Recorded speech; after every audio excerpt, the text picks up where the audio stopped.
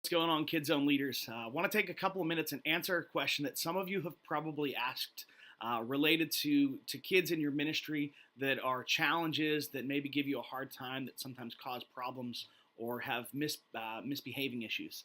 And I want to actually start by telling a couple of stories of how I think I handled this well once and how I think I handled it not so well another time. Let me start by telling a story about someone that I started mentoring and investing in when I was doing my internship here. So when I was about 20 years old, I was doing an internship here at Allison Park, and this young man was 14. He was in high school. He was involved with my small groups, and I was pouring into his life.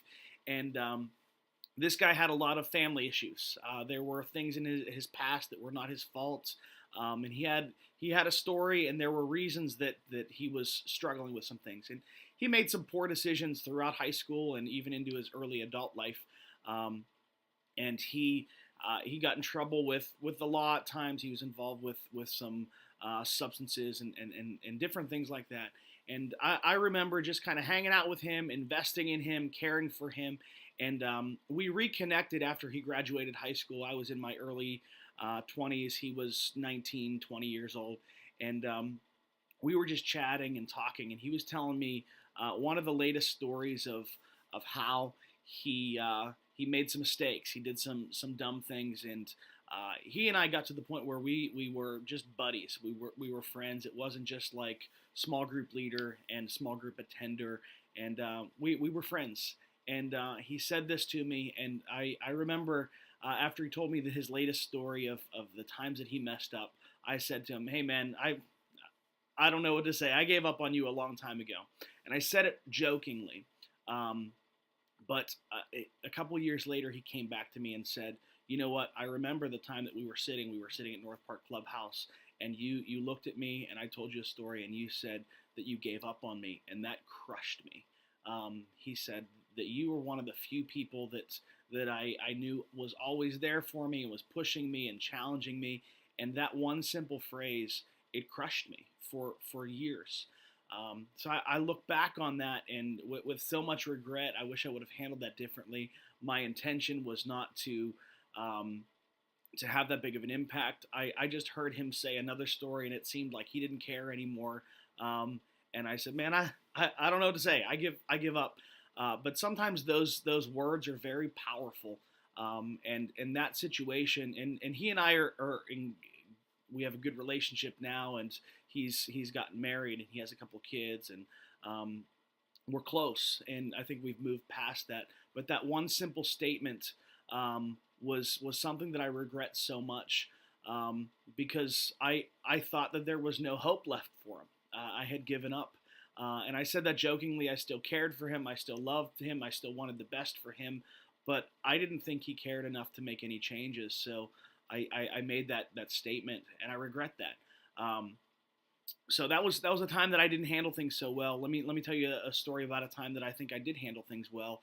I had a high school guy that got involved in the children's ministry. He was recently connected to the church. Didn't have a lot of church background, and he was a challenge. He was scattered. He was all over the place.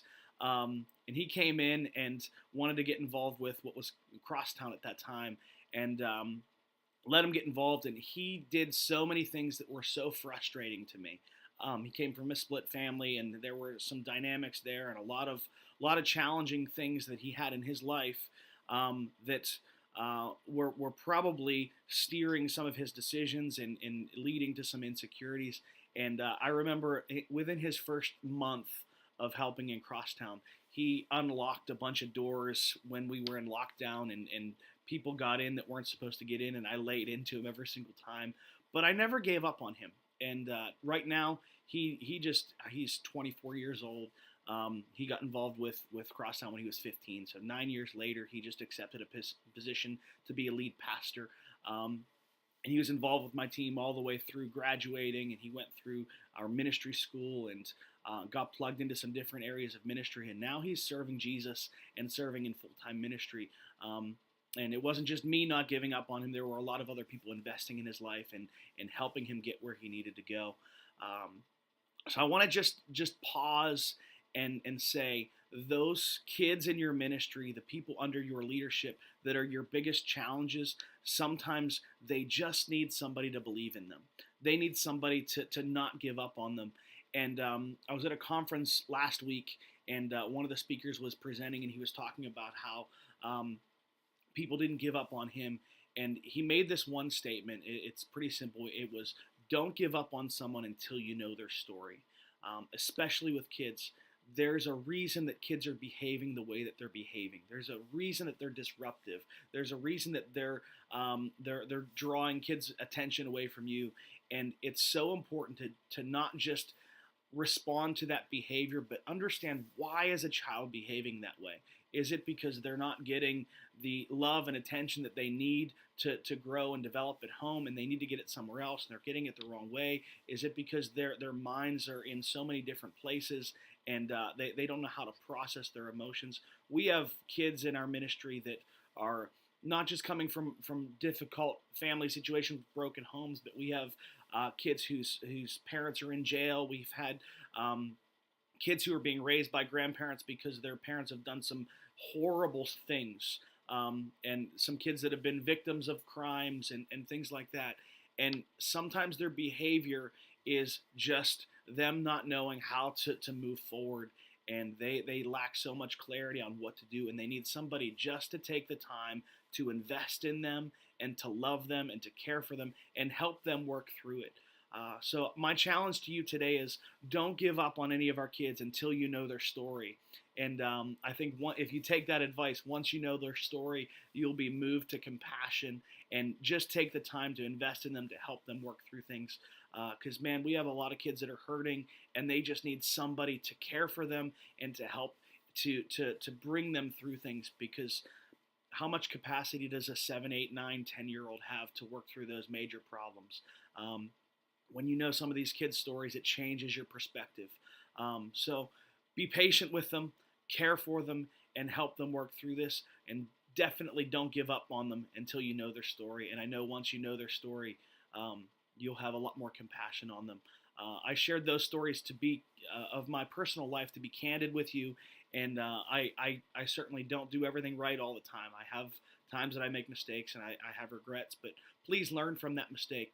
Don't give up on anybody, because your investment in them might be the catalyst for them being able to make the appropriate choices and begin following Jesus and bringing other people with them. So understand your role in that. Many of these kids don't have somebody that's investing in them, and you may be that only person. So take that challenge, and let's not give up on any of our kids. Let's care for them, let's invest in them, and let's lead them to Jesus. I'll see you guys all soon.